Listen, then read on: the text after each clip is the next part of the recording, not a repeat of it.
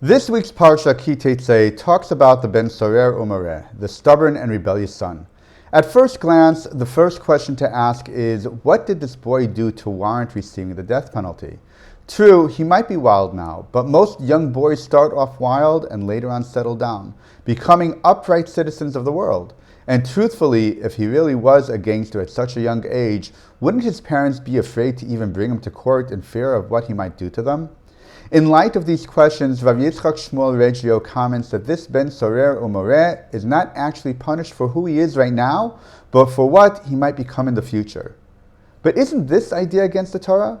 After Hagar and Yishmael were kicked out of Avram's household, and Yishmael was dehydrating in the desert, an angel appeared to them and told Hagar that God heard Yishmael and sees him where he is found. On this verse, the Gemara in Rosh Hashanah 16b comments that God judges a person by who he is at that particular moment in time, and not what he might or might not become. So if we are not judged by who we might be in the future, what lesson is the Torah trying to teach us from the Ben Sorer Umareh? In order to answer this question, let's look at the paragraph step by step. The Torah first starts off saying, Ki yiyeh le'ish ben sorer umareh. If there will be to a man a rebellious son. What happened? The son is wild and acting atrociously, and his father overreacts in response. But every action has an equal and opposite reaction. From the son's perspective, he thinks and believes that he is correct in the way that he is conducting himself. So what does he do? The Torah then says that Einenu shomea b'kol aviv u'b'kol imo. The son doesn't listen to either the father or the mother.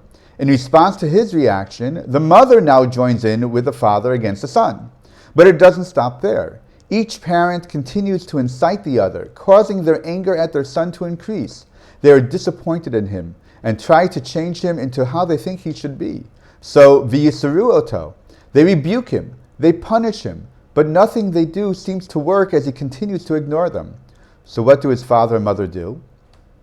They become even more frustrated, grab him, and bring him to court. In court, they testify against him, even adding charges to the initial accusation of not listening to them, saying, Zolel v'sovei, he is a glutton and a drunkard. In their frustration and anger at him, they make him out to be the worst criminal in the world. In their pique, they actively push the court to punish him. They're willing to have their own son be killed.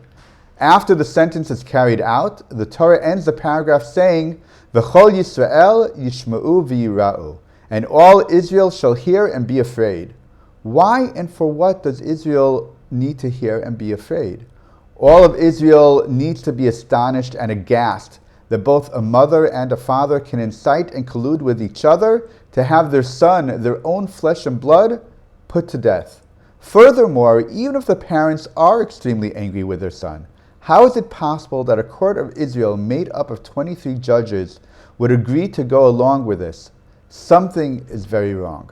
Anyone and everyone involved needs to do teshuvah, and anyone hearing about it should recoil in horror that it could even happen.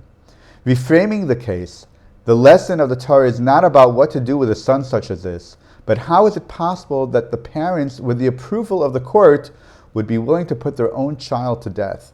Chazal teach us that anger can destroy the world, and the case of Ben Sorer Umareh, if it would come to fruition, is a perfect example of Chazal's teaching. Shabbat Shalom.